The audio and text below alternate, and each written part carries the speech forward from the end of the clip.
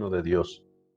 Y una de las cosas que hemos afirmado, mis hermanos, es que aunque se puede desarrollar en nuestra mente la idea de que el reino de Dios es algo venidero, lo cierto es que la palabra más bien nos indica que el reino del Señor ya se encuentra entre nosotros y que éste está progresando justo en este momento, es decir, se están añadiendo los súbditos del reino y el Señor ya mora en ellos, ya reina en ellos, y de esa manera se maneja la idea o se vierte la idea en la palabra de que el reino de Dios ya se encuentra entre nosotros.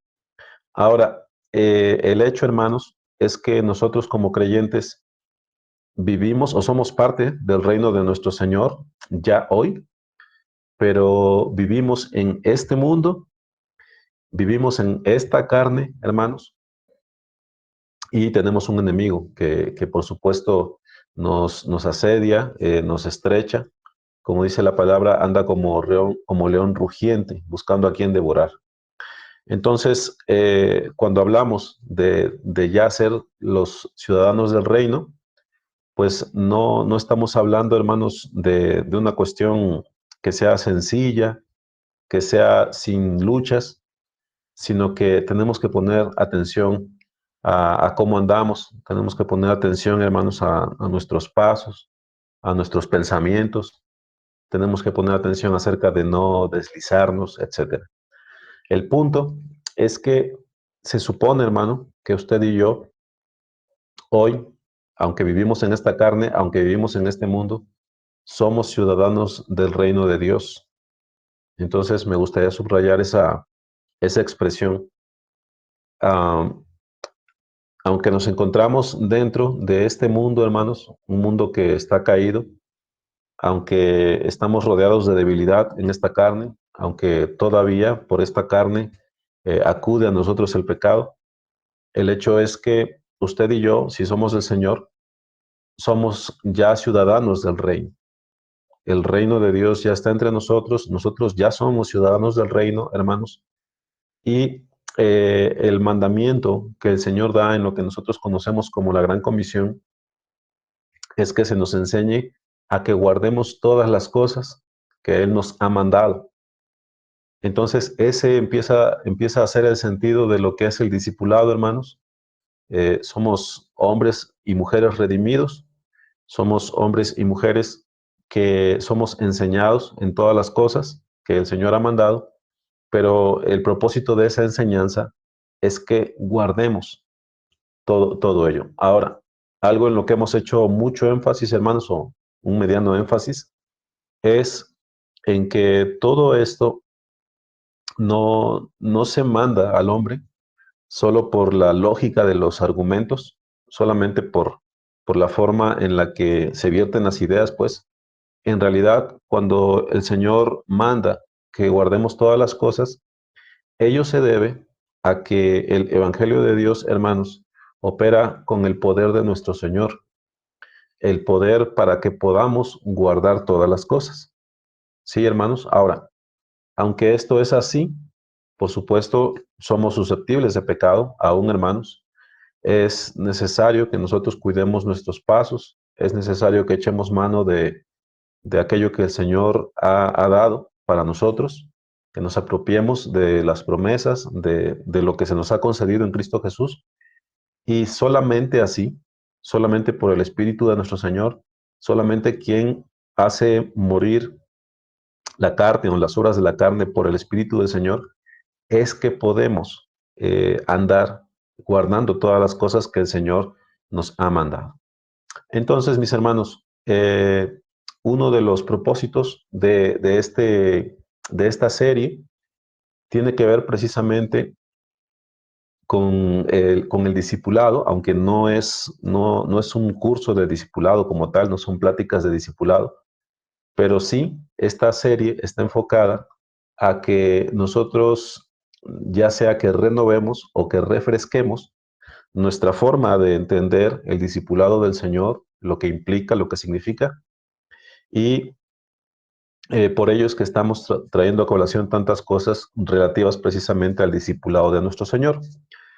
De, de una manera introductoria, quizás en esta serie, hermanos, hemos comentado que la ley de nuestro Señor, la ley que nosotros conocemos como venida de Moisés y todo ello, nosotros encontramos que en la gracia, hermanos, la ley del Señor sigue guardando un lugar prominente y el comentario ha sido que la ley de nuestro Señor es una ley de amor.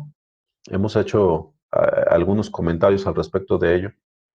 Y al ser esta una ley, al preservar la gracia a la ley, hermanos, lo que hallamos es que no ha cambiado la ley.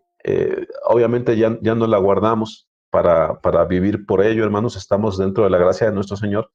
Pero si estamos dentro de esa gracia, es porque hemos sido hechos nuevas criaturas y desde la gracia y desde esa nueva creación del Señor nos extendemos a la obediencia de los mandamientos de nuestro Dios. Ahora, cuando se habla de la ley en la palabra, se habla de amar a Dios sobre todas las cosas y la forma de amarle es con todo nuestro corazón, con toda nuestra alma, con toda nuestra mente y con todas nuestras fuerzas. Y de ahí solamente hay un segundo mandamiento, hermanos, ustedes ya lo conocen, un segundo mandamiento que, según las propias palabras del Señor, en esos mandamientos están encerrados o de ahí depende toda la ley y los profetas. Ese segundo mandamiento es el de amar a nuestro prójimo como a nosotros mismos. En este sentido, mis hermanos, si yo cumplo el primer mandamiento y el primer y principal mandamiento de amar a Dios sobre todas las cosas y amar al prójimo como a mí mismo, entonces yo he guardado la ley del Señor. Ahora, lo que hemos estado platicando en las últimas sesiones, bueno, tiene que ver con un mejor entendimiento o estamos apuntando hacia un mejor entendimiento de lo que es amar a Dios, de lo que es amar al prójimo y por ello hemos caído a la referencia de lo que es amarnos a nosotros mismos, porque precisamente la referencia para amar a nuestro prójimo es amarlo como a nosotros mismos. Entonces, hermanos, eh, el día de hoy, que es lo que teníamos que haber hecho la semana anterior, quiero introducirles a un primer, voy a llamarlo así, es un primer mandato, una primera ley de amor en relación con nosotros mismos. Empiezo con nosotros mismos, hermanos, porque pues dice la palabra que la forma de amar a nuestro prójimo es como a nosotros mismos. Ahora, esta expresión, amarse a uno mismo, bueno, da mucha tela de dónde cortar por la manera en la que esta expresión ha sido abordada por el mundo. Entonces, yo no vengo a hablarle aquí de las cuestiones de la autoestima, yo no vengo a hablarle de la autosuperación, no quiero hablarle acerca de 5 consejos prácticos para amarte más y mejor a ti mismo. No voy a hacer algo así, hermanos. Solamente voy a abordar lo más evidente de esta expresión y a partir de allí nos vamos a lanzar hacia, hacia lo que es la expresión bíblica o la idea que la palabra nos da acerca de amarnos a nosotros mismos. ¿Sí? Vamos a encontrar, hermanos, que muchos de nosotros, quizás o algunos de nosotros, no nos amamos correctamente. Y es, yo creo, algo obvio decir, hermanos, que hay mucha corrupción con respecto al amor a nosotros mismos. Esa corrupción se expresa en que definitivamente nos amamos más a nosotros mismos que a nuestro prójimo. También, hermanos, aunque tal vez sea una idea que nos espante, muchas veces, hermanos, por las cosas que hacemos, por la forma en la que procedemos, por cómo pensamos, queda manifiesto que de hecho nos amamos más a nosotros mismos que a Dios mismo. Entonces, el amor a nosotros mismos, hermanos, no es una idea que se vierte en la palabra para que sea interpretada libremente. Es decir, mientras tú te hagas bien, te estás amando a ti mismo, no, no es así. Mientras tú simplemente procures que tú estés bien, mientras no te metas con nadie, esas ideas, hermanos, no son las que propugna la palabra, no son las que se establecen en la palabra, perdón.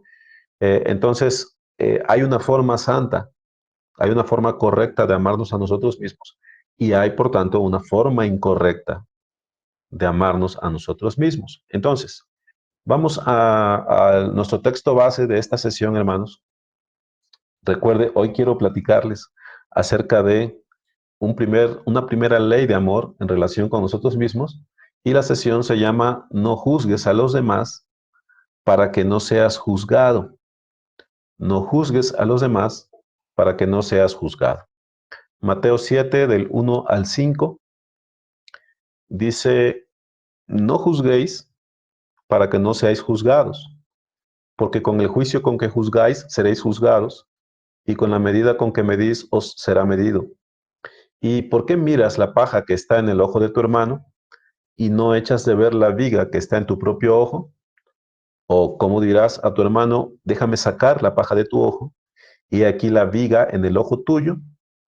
Hipócrita, dice, saca primero la viga de tu propio ojo, y entonces verás bien para sacar la paja del ojo de tu hermano.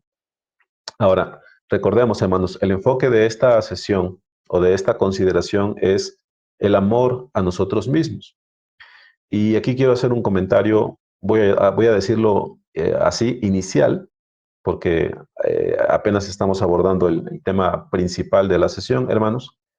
Ah, una idea inicial, hermanos, un pensamiento inicial con el que tenemos que lidiar es que generalmente nosotros abordamos este texto, voy a decirlo así, de una manera incompleta o de una manera parcial. ¿Por qué? Porque la idea de no juzgar es la que permanece o la que generalmente prevalece en nuestra mente.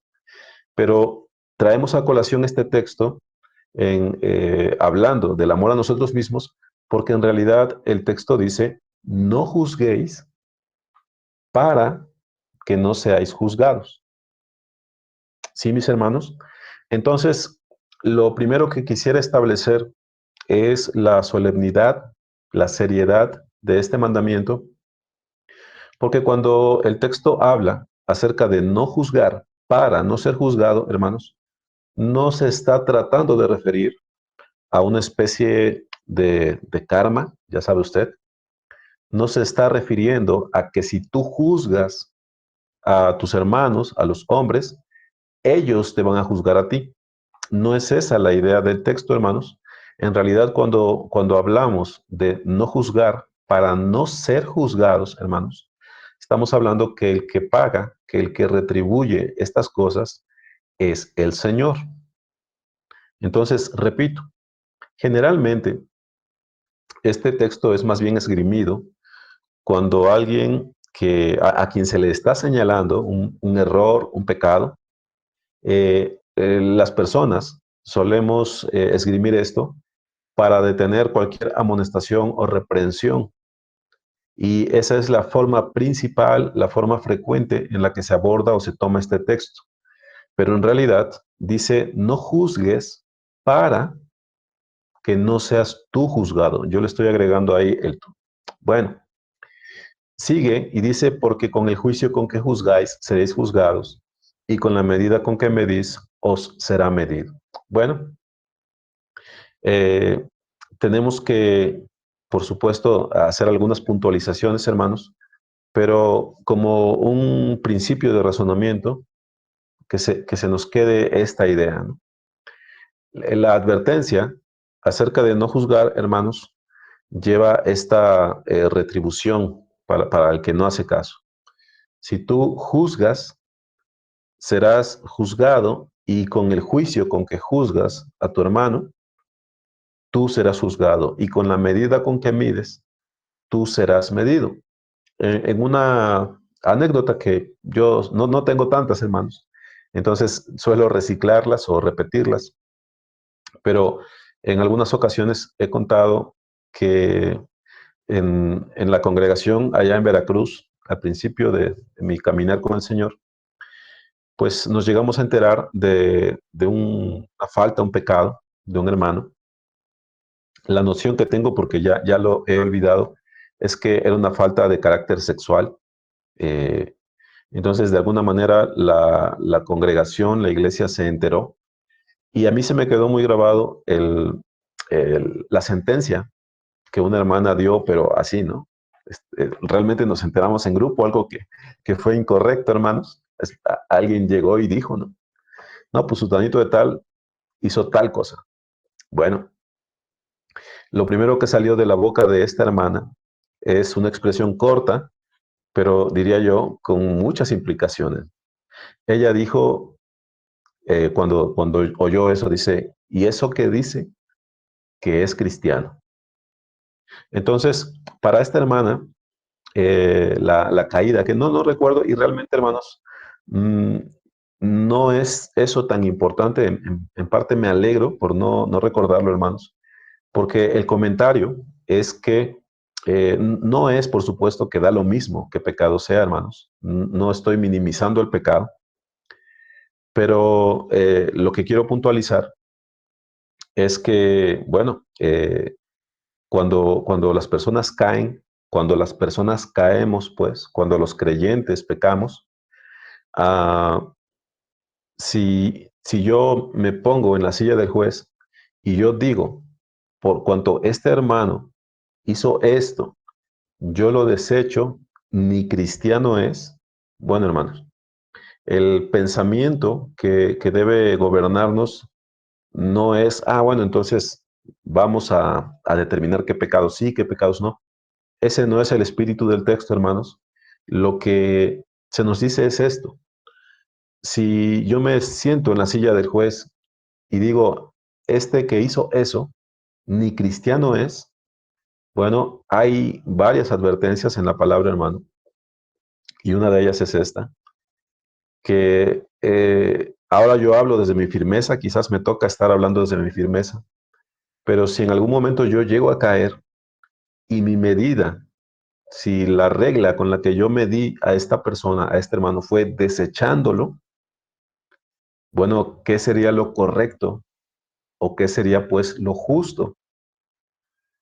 Si yo digo que por haber hecho esto o aquello, este no es cristiano, no es del Señor, lo desecho, lo arrojo ya afuera a las tinieblas desde mi juicio, bueno, tengo que entender, y esta es la seriedad del mandamiento, hermanos, tengo que entender que me estoy exponiendo a esto, me estoy exponiendo a que yo sea juzgado de una misma manera, que yo mismo sea desechado de esa forma. Entonces, la implicación, hermanos, es que tengamos cuidado de no ponernos, y esto lo voy a desarrollar de una manera más amplia. Nosotros sí tenemos permitido el juzgar, hermanos, en una de las acepciones de la palabra juzgar, pero no nos corresponde el lugar del juez que finalmente condena o que finalmente exime. El creyente sí puede juzgar, el creyente debe, de hecho, juzgar tanto su propia vida como lo que tiene enfrente, hermanos, por la salud de la congregación lo debe hacer, pero el juicio que nosotros tenemos prohibido hacer precisamente es aquel que dispensa salvación o condenación. Nosotros no somos quienes condenamos o quienes salvamos. Entonces dice, no juzguéis para que no seáis juzgados, porque con el juicio con que juzgáis seréis juzgados, y con la medida con que medís os será medido. Y aquí está esta expresión, dice, ¿y por qué miras la paja que está en el ojo de tu hermano y no echas de ver la viga que está en tu propio ojo? ¿O cómo dirás a tu hermano, déjame sacar la paja de tu ojo y he aquí la viga en el ojo tuyo? Bueno, de esta expresión, hermanos, hay también bastantes cosas que decir. La figura me parece es más o menos evidente para todos nosotros. Hay uno que tiene una pajilla algo ahí que le está obstruyendo en su ojo, y de repente llega otro en algo que se podría llamar una exageración o hipérbole, si nos queremos poner más eruditos, ¿no? Eh, Se dice que hay alguien con una viga, ¿no? Con algo bastante más grande en su ojo. Entonces, ese que tiene su ojo incapacitado por una viga, por una rama, algo grande ahí en su ojo, ese pretende acercarse a su hermano para quitarle la paja que ha notado en él, para amonestarle, para reprenderle, para corregirle. Entonces, note usted, hermano, que la palabra no llama al que quiere hacer eso, no le llama absurdo, no le dice que le falta entendimiento, no le dice que le falta sabiduría, le dice hipócrita, le dice. Y esto es porque hay una implicación moral allí, hermanos. Hipócrita dice, saca primero la viga de tu propio ojo y entonces verás bien para sacar la paja del ojo de tu hermano. El comentario al respecto de esto, hermanos, tiene que ver con lo siguiente. Nuevamente, este texto, todo este texto de Mateo 7, del 1 al 5, generalmente lo esgrime el que está en pecado, el que está en error, el que está en falta, para detener cualquier tipo de juicio o reprensión sobre sí. Pero este no es el sentido correcto del texto, porque de hecho nosotros leemos que la encomienda es, saca primero la viga de tu propio ojo y entonces verás bien para sacar la paja del ojo de tu hermano.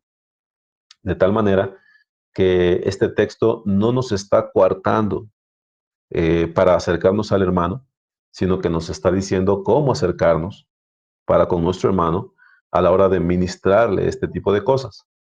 Entonces es necesario que nosotros seamos sanos al respecto de ello. Es necesario, hermanos, que nosotros comprendamos cuál es el sentido del texto para que lo apliquemos de una manera correcta. Saca primero la viga de tu propio ojo y entonces verás bien para sacar la paja del ojo de tu hermano. Entonces, vuelvo a la idea inicial, hermanos. Recuerde que el enfoque de estas consideraciones es el amor a nosotros mismos, ¿sí? Bien podría aplicarse esto al amor al prójimo, pero el amor al prójimo no es otra cosa más que el amor a nosotros mismos. O vamos, se hace ese paralelismo.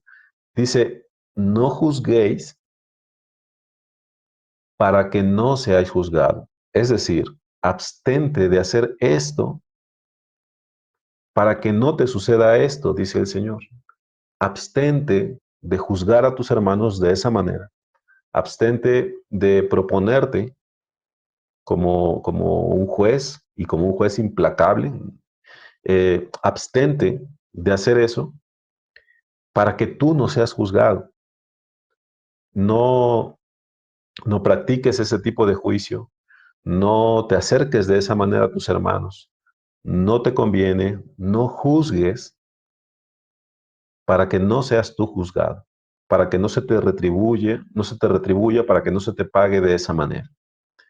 No juzgues para que no seas juzgado, porque con el juicio con que juzgas serás juzgado y con la medida con que mides te será medido. Ahora, hermanos, en esta parte me es importante establecer eh, lo siguiente a fin de ser sanos en nuestro entendimiento, hermanos. Ah, primero, tenemos que entender que cuando dice que primero tú saques lo que tú tienes, lo que te está estorbando, que lo eches de ti para que te puedas acercar y ministrar a tu hermano, para que puedas entonces sacar su paja. Primero tenemos que establecer que la verdadera limpieza, hermanos, o que la limpieza en la vida del creyente no es una meta inalcanzable. Me refiero a que generalmente el que se defiende porque no quiere ser juzgado, eh, básicamente maneja la idea de un hombre limpio o una mujer limpia como una utopía, como una idealización que en realidad no existe.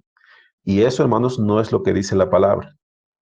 Eso no es ese el mensaje de la palabra. La verdadera limpieza, hermanos, es una meta alcanzable en Cristo Jesús, hermanos, por el Espíritu de nuestro Señor. Es una meta alcanzable, pero por supuesto el creyente debe extenderse hacia ella. Entonces, eh, necesitamos comprender que ese recurso que utiliza la palabra, hermanos, no es algo que se dé, que se vierta en el vacío, algo que no exista, algo que solamente se dice para capotear el momento, para complementar la idea.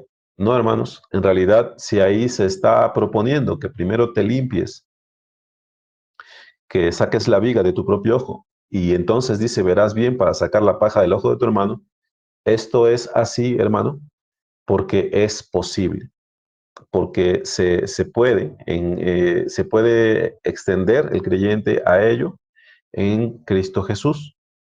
Entonces, comprendamos eso primeramente.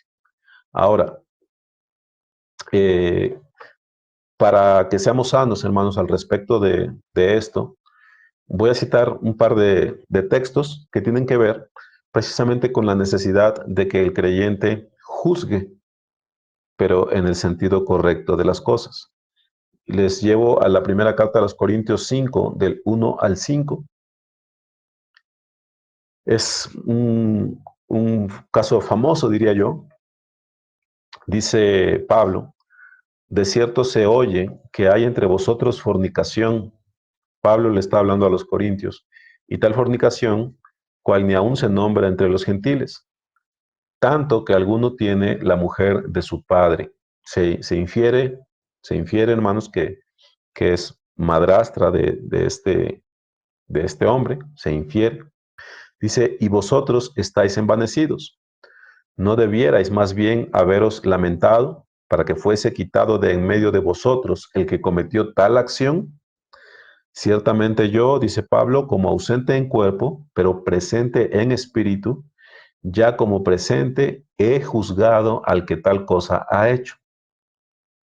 En el nombre de nuestro Señor Jesucristo, reunidos vosotros y mi espíritu, con el poder de nuestro Señor Jesucristo, el tal sea entregado a Satanás para destrucción de la carne, a fin de que el espíritu sea salvo en el día del Señor Jesús. Entonces dice, ciertamente yo como ausente en cuerpo, pero presente en espíritu, ya como presente he juzgado al que tal cosa ha hecho. De tal manera, hermanos, que lo que Pablo está persiguiendo aquí son dos cosas. Uno es que la iglesia sea saludable, hermanos, y por tanto pide que este hombre sea expulsado para que, si le es posible, se arrepienta, hermanos. Eh, y al expulsarle, lo que busca Pablo es primero la salud de la congregación, pero también hay una acción allí que busca el restablecimiento de ese hermano, de esa persona, si fuera posible, si él se arrepiente y vuelve, ¿no? Entonces, si yo voy al mismo capítulo, saltándome del versículo 5 al versículo 9, retoma Pablo y dice, os he escrito por carta que no os juntéis con los fornicarios. Dice, no absolutamente con los fornicarios de este mundo, o con los avaros, o con los ladrones, o con los idólatras, pues en tal caso os sería necesario salir del mundo. Más bien os escribí que no os juntéis que ninguno que, llamándose hermano, fuere fornicario, o avaro, o idólatra, o maldiciente, o borracho, o ladrón. Con el tal ni aun comáis. ¿Cómo es que la iglesia puede discernir estas cosas, hermanos? Pues no hay otra forma, ¿no? Más que mediante un juicio, mediante el discernir las cosas que están delante de mí, ¿sí? Porque ¿qué razón tendría yo para juzgar a los que están fuera? ¿No juzgáis vosotros a los que están dentro? Porque a los que están fuera Dios juzgará. Quitad pues a ese perverso de entre vosotros. Bueno, un segundo texto, hermanos, que yo sé que para muchos de ustedes estas cosas son de las básicas, ¿no? Que se las saben bien, pero es importante el apuntalar estas cosas, hermanos. Dice, eh, no me digan que no apunté el texto. Bueno, se los debo, hermanos, pero ahorita que lo escuchen, yo sé que van a dar con él. Dice, pero cuando Pedro vino a Antioquía, le resistí cara a cara porque era de condenar, pues antes que viniesen algunos de parte de Jacobo, comía con los gentiles, pero después que vinieron se retraía y se apartaba porque tenían miedo de los de la circuncisión, y en su simulación participaban también los otros judíos, de tal manera que aún Bernabé fue también arrastrado por la hipocresía de ellos. Pero cuando vi que no andaban rectamente conforme a la verdad del Evangelio, dije a Pedro delante de todos, si tú siendo judío vives como los gentiles y no como judío, ¿por qué obligas a los gentiles a judaizar? Más allá, hermanos, del pecado concreto del cual se trata, que hablamos del temor de los hombres, eh, creo yo que era un matiz del carácter de Pedro, hermanos, y un matiz que muchos conocemos, el temor de los hombres. Eh, Más allá de eso, hermanos, lo que vemos aquí es a Pablo juzgando el pecado de Pedro.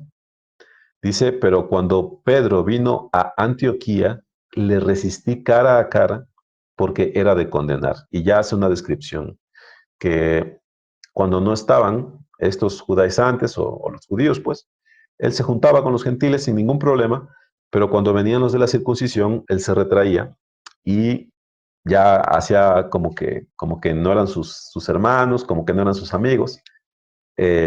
Entonces, ese es el problema, ese es el pecado, pues, en el que estaba Pedro, en esa hipocresía. Y lo que hace Pablo es que le resiste cara a cara, dice, pero cuando vi que no andaba rectamente conforme a la verdad, entonces le dije.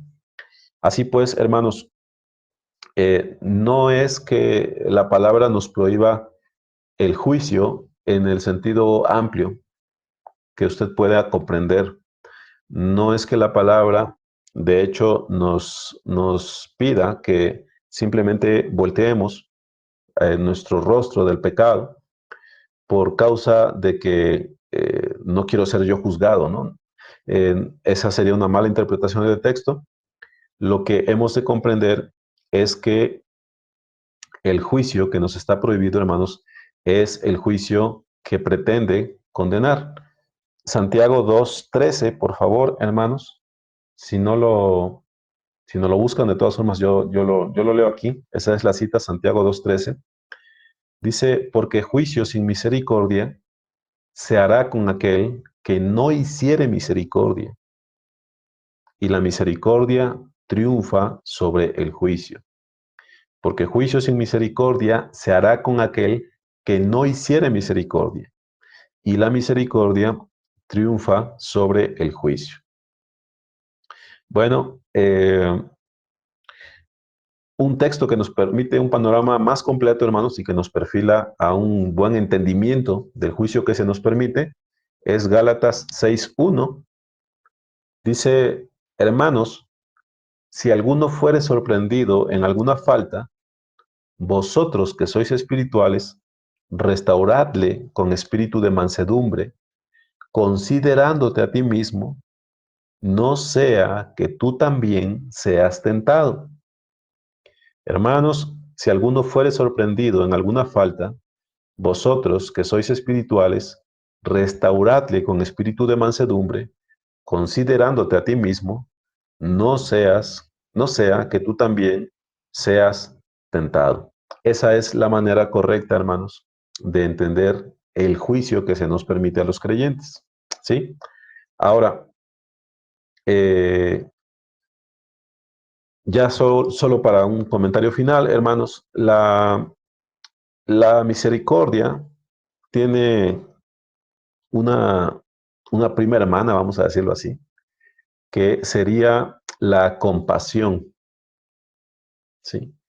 La compasión, mis hermanos, podría decirse es el sentimiento, es aquello que se experimenta en el alma, vamos a decirlo así.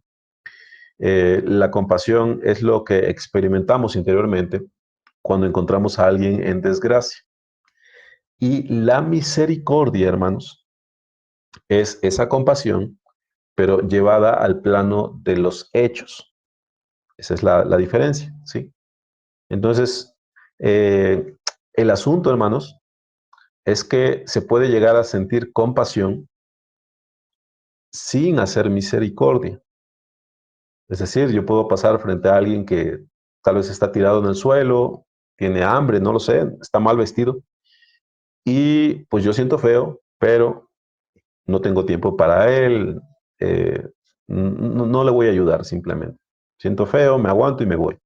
Bueno, esa es compasión, pero en realidad, cuando se habla del sentimiento, del sentir correcto, la compasión debía llevarnos a la misericordia, ¿sí? Y la misericordia implicaría, en el caso que puse, si yo veo a alguien allí y puedo hacerlo, porque la misericordia implica que tenemos también los recursos para hacerle bien a la persona. Bueno, hermanos, entonces yo ayudaré en lo que pueda, ¿no? ¿Por qué estoy hablando de esto? Dice que cuando nosotros vemos dice, porque juicio sin misericordia, perdón, se hará con aquel que no hiciere misericordia, y la misericordia triunfará sobre el juicio. ¿Cómo se hace misericordia con un hermano que ha caído en pecado, en falta, en hierro, hermanos? Hermanos, si alguno fuere sorprendido en alguna falta, vosotros que sois espirituales, restauradle con espíritu de mansedumbre, considerándote a ti mismo, no sea que tú también seas tentado, no sea que tú también seas tentado. Entonces, cuando nosotros nos acercamos a un hermano que está padeciendo, que está caído, hermanos, en este sentido, el espíritu es este. Tienes que venir a él con espíritu de mansedumbre. Y cuando te acercas a él, tienes que tenerte en cuenta a ti, y en esto consiste el amor a nosotros mismos, hermanos. Considérate a ti mismo. No vaya a ser, no sea que tú también, tal vez no mañana, tal vez no va a ser hoy, tal vez no va a ser en una semana, tal vez no va a ser en el mismo pecado, pero no vaya a ser que también en algún momento tú seas tentado y entonces se te retribuya que así como trataste a ese hermano, así se te trate a ti en tus faltas. ¿Cómo? En un juicio sin misericordia. Entonces, hermanos, eh, este primer principio, para amarnos a nosotros mismos, dice, en resumidas cuentas, no juzgues. He tratado de explicar eso, hermanos. No juzgues para que no seas juzgado. Entonces, ¿cómo te puedes amar a ti mismo, mi hermano? ¿Cómo puedes amarte de una manera santa a ti mismo, de una manera justa? Bueno, no juzgues a tu hermano, no juzgues a otros para que no seas juzgado tú mismo. Ámate de esa manera, evita un juicio así sobre ti mismo. Considérate tú cuando te acerques a alguien que está en mal, que está caído, que está en falta. Considérate tú, hermano, y haz tu juicio, pero con misericordia. Acércate al hermano con espíritu de mansedumbre para restaurarle, como te gustaría que se acercaran a ti si en algún momento fueras sorprendido en falta. Entonces, hermanos, este sería un primer principio. Me voy a detener allí.